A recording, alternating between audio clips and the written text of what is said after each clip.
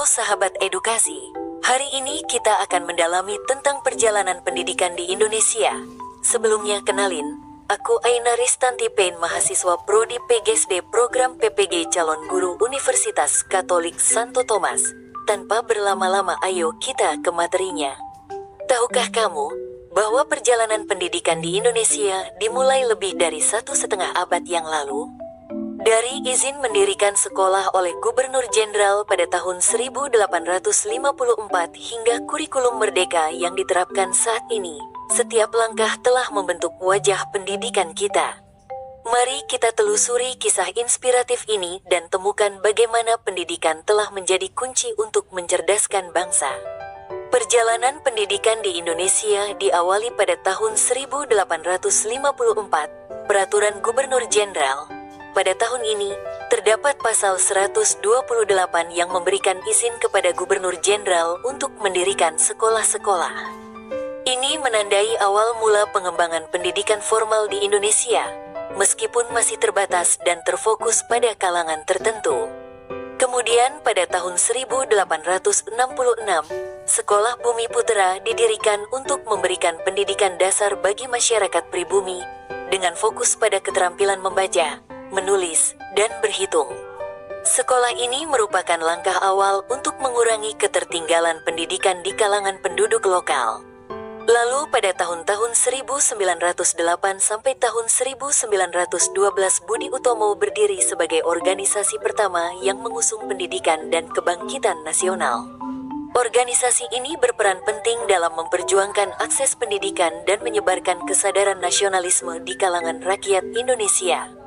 Kemudian pada tahun-tahun 1912 sampai tahun 1926 Ki Hajar Dewantara mendirikan Taman Siswa untuk memberikan pendidikan yang berorientasi pada karakter dan budaya.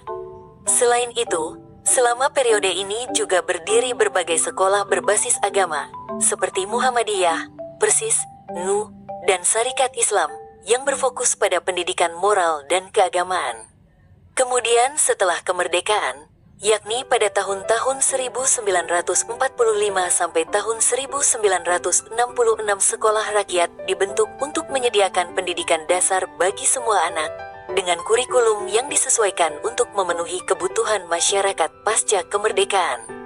Ini mencerminkan komitmen untuk meningkatkan tingkat pendidikan di seluruh negeri. Lalu selama Orde Baru, yaitu tahun-tahun 1966 sampai tahun 1998, pendidikan diatur berdasarkan instruksi Presiden, dengan penekanan pada ideologi Pancasila. Kurikulum menjadi lebih terpusat, dengan fokus pada pembentukan karakter nasional dan pembangunan ekonomi.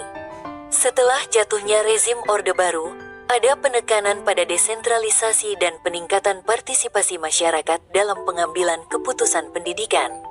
Kurikulum diperbarui untuk mencerminkan nilai-nilai demokrasi dan hak asasi manusia.